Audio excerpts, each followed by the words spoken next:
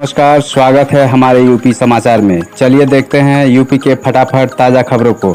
आप न्यूज़ को यूपी के किस क्षेत्र से देख रहे हैं, हमें कमेंट में अवश्य बताएं। साथ ही खबरों का अपडेट पाने के लिए हमारे चैनल को सब्सक्राइब जरूर करें, साथ ही बेल आइकन को प्रेस करें। तो चलिए बढ़ते हैं ताज़ा समाचार की। यूपी के 7,000 लोगों के खाते में आए 6 करोड़ रुपये, जाने पूरा मामला। यूपी के 7,000 लोगों के खाते में 6 करोड़ रुपये से ज़्यादा की रकम भेजी गई है। इनकी जानकारी जैसे ही खाता धारकों को हुई, वह चौंक गए। जानकारी के अनुसार पूर्वी से लेकर पश्चिमी के लोगों के खातों में यह रकम आई है। दरअसल यूपी सरकार ने कुछ दिन पहले ही चीनी मिलों पर किसानों के बकाये को लेकर नाराजगी जताई थी।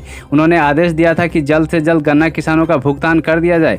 इसके बाद से ही यूपी के 7,000 लोगों के खातों में चीनी मिलों के बकाये का करीब 6 करोड़ से ज्यादा का भुगतान कर दिया गया है। फ्री राशन मिलने का बदला नियम, नहीं मिलेगा मुफ्त में चावल, जानिए अब कितना मिलेगा गेहूं।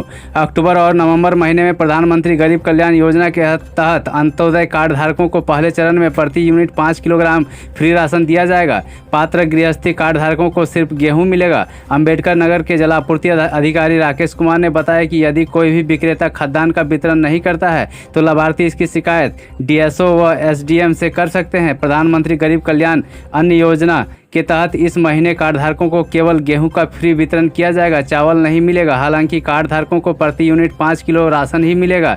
इसमें 3 किलो गेहूं व 2 किलो चावल के स्थान पर पूरा 5 किलो गेहूं वितरण किया जाएगा। श्रमिकों के बच्चों को पढ़ाई के लिए छात्रवृत्ति और साइकिल देगी यूपी सरकार। सरकार द्वारा श्रमिकों की सहायता के लिए कई प्रकार की योजनाएं संचालित की गई है। अब श्रम विभाग में पंजीकृत श्रमिकों के बच्चों को शिक्षा में सहयोग व अन्य सुविधा प्रदान की जाएगी। 4 अक्टूबर को जिले में श्रमिकों के बच्चों को साइकिल का वितरण किया जाएगा। सहायक श्रमायुक्त सुविज्ञ सिंह ने बताया कि विभाग में पंजीकृत असंगठित क्षेत्र के श्रमिकों के अध्ययनरत बच्चों को प्रति माह सहायता धनराशि दी जाएगी। यह सहायता कक्षा 1 से लेकर उच्च शिक्षा ग्रहण करने तक प्रदान की जाएगी। कक्षा 1 से 5 तक के अध्ययनरत बच्चों को 150 से 1800 रुपये, वहीं कक्षा 6 से 10 तक के लिए 200 रुपये से लेकर 2400 रुपये तक दी जाएगी। सीएम योगी के हाथों कल गोरखपुर को मिलेगी पीएनजी की सौगात। 13 ऑक्सीजन प्लांट का शुभारंभ भी करेंगे। विकास के रथ पर सवार गोरखपुर अब उन शहरों की फहरिस्त में होगा जहां पाइपलाइन से घरों तक रसोई गैस की आपूर्ति होगी। रविवार को मुख्यमंत्री योगी आदित्यनाथ के हाथों पाइपलाइन से पीएनजी आपूर्ति की सौगात मिलने जा रही है। रविवार अपराह्न 4 बजे खानिमपुर में आयोजित कार्यक्रम में सीएम योगी रोटेट कंपनी की तरफ से स्थापित 8 सीएनजी और सिटी गेट अब स्टेशनों का उद्घाटन करने के साथ ही 101 लोगों को घरेलू पाइप गैस कनेक्शन वितरित करेंगे।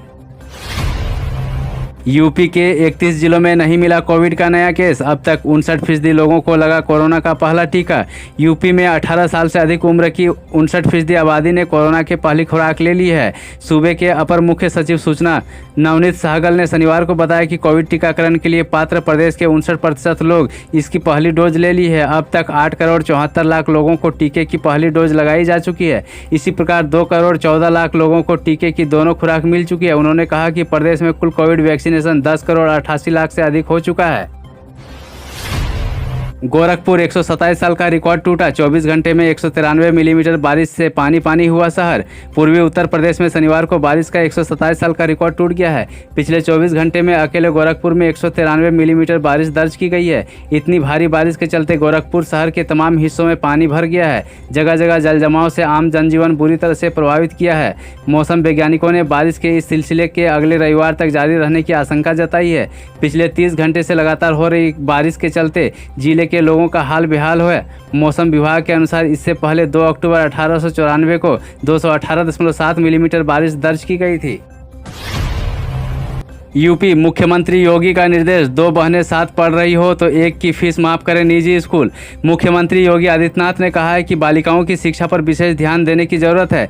इसके लिए उन्हें प्रोत्साहित करना जरूरी है। उन्होंने कहा कि निजी स्कूलों में 2 बहनें एक साथ पढ़ रही हो तो एक की फीस माफ हो। अगर निजी स्कूल ऐसा नहीं करते हैं तो संबंधित विभाग एक छात्र की फीस का प्रबंध करे। इसके लिए जिला स्तर पर नोडल अफसर बनाए जाने की बात कही गई है। गांधी जयंती के अवसर पर लोक भवन में आयोजित छात्रवृत्ति वितरण कार्यक्रम में उन्होंने प्रदेश के 1,51,000 छात्रों के अकाउंट में छात्रवृत्ति भेजी। इस दौरान उन्होंने 30 नवंबर तक सभी छात्र को रिमिशन मोड में छात्रवृत्ति वितरण का काम पूरा करने का निर्देश भी दिया गया है।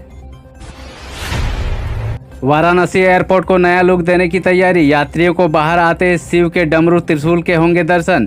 अविरल गंगा के साथ बाबा विश्वनाथ के दर्शन के लिए आने वाले दुनिया भर के सैलानियों को अब एयरपोर्ट पर से ही काशी की आभा दिखने लगेगी। लाल बहादुर शास्त्री अंतर्राष्ट्रीय हवाई अड्डे को बनारस से जोड़कर नया लुक देने की तैयारी शुरू कर दी गई है। एयरपोर्ट के बाहर यात्रियों को शिव के डमरू और त्रिशूल के भी दर्शन होंगे।